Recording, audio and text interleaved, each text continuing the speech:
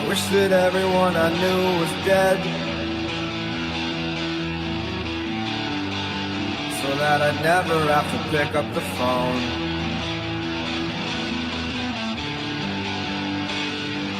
I just wanna be naked, masturbate all day at home.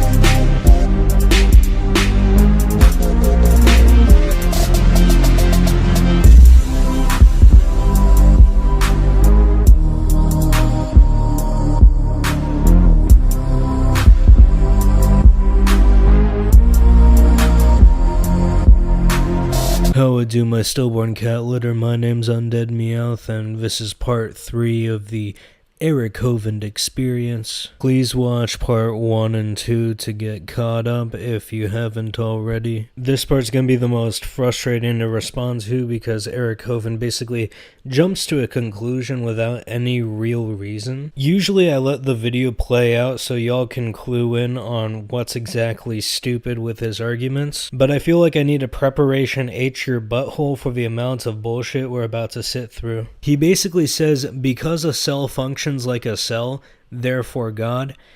It's really stupid, so grab your can of Natty Light, we're running into this raw. With all that out of the way, let's just jump right into the goddamn noose. Which model's predictions fit the observations and the facts that we know today? Giant man squeezes clay then sneezes on it.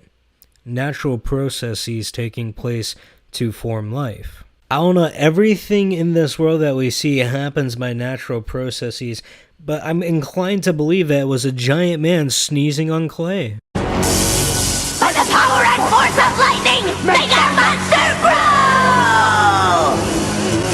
grow! WHO, that's the World Health Organization, receives vast amounts of... Consider the simplest cell you can imagine.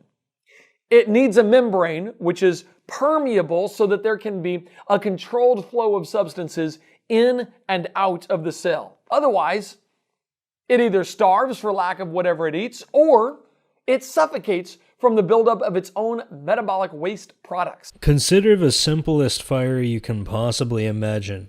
It needs the ability to spread to more fuel so it doesn't starve, but also expel smoke so that it doesn't suffocate on its own waste. I feel like this is like the second fire analogy I've made in 2 videos, what the fuck? Anyways, the point I'm trying to make is there are many things that have the ability to sustain themselves, yet also expel waste, that are not living.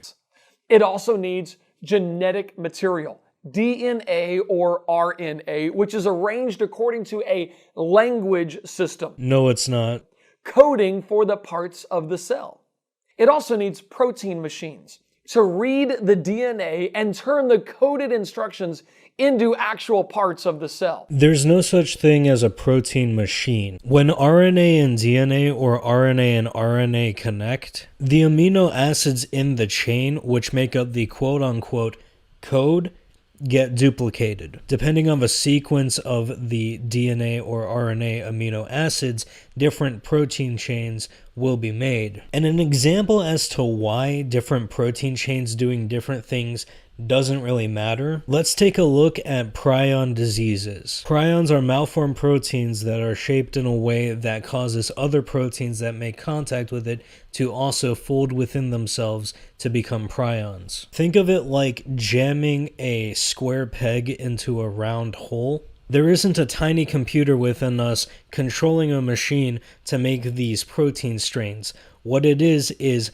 a bunch of amino acids copying themselves into shapes that make it conducive to do different tasks. Is this remarkable? Yes, but it makes sense after you realize there's irrefutable evidence that there have been billions of years for DNA to refine the process of building protein chains.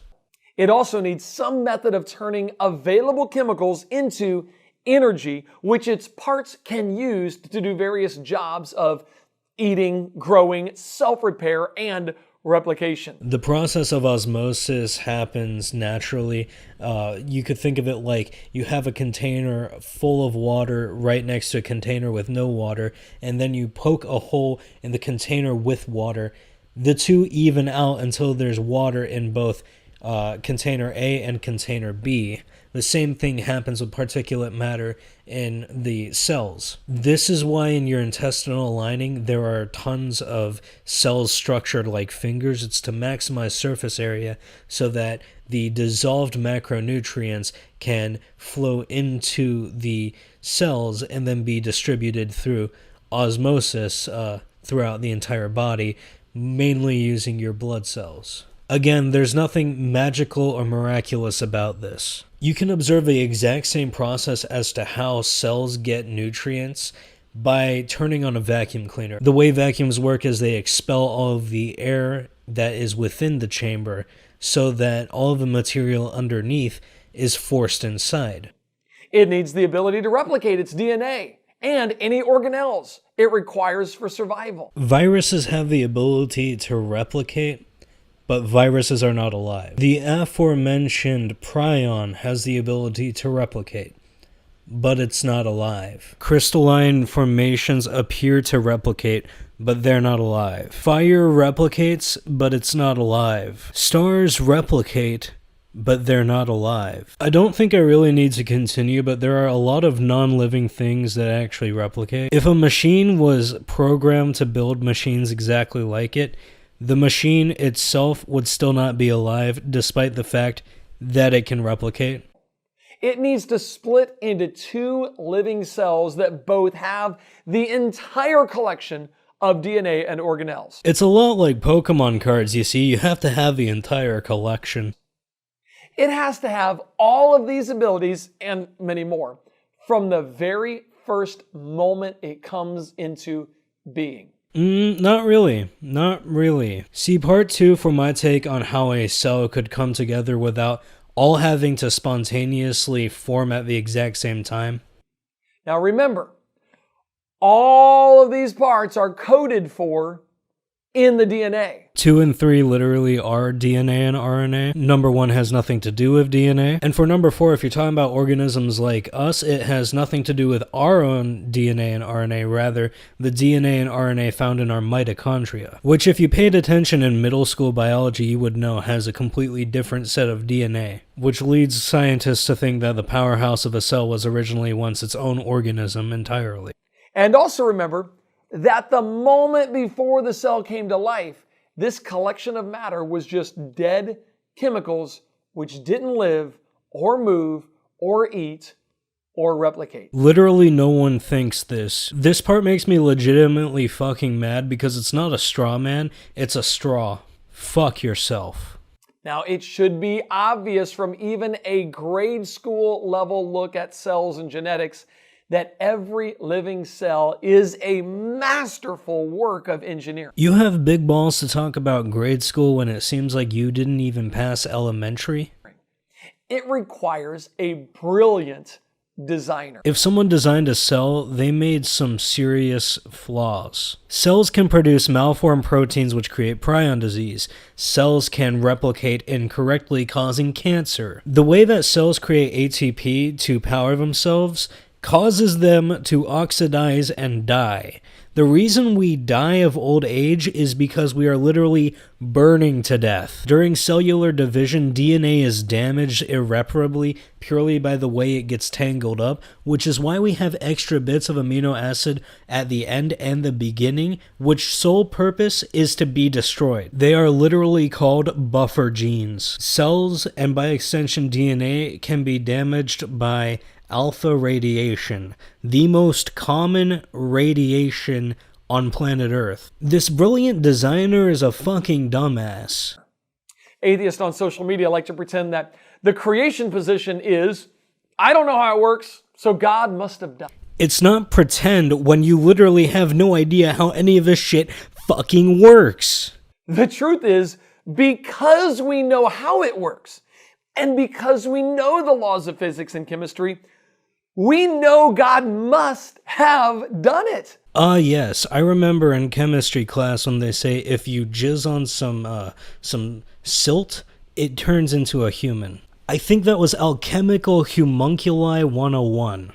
Evolution requires the violation of all kinds of known and testable laws of physics, chemistry, biology, not to mention basic probability. Then why didn't you demonstrate that, Is it because, you're lying through your fucking teeth?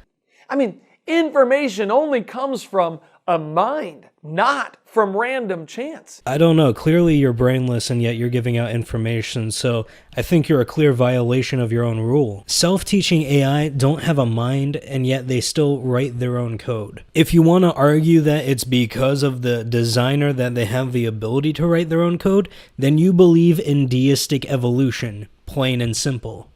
DNA is a language system full of information, just as the operating system in a computer is. No, it's not. Cells are complex systems of independent machines like an automated car factory or the space shuttle. No, cells are glorified bubbles that have individual proteins that carry out different processes.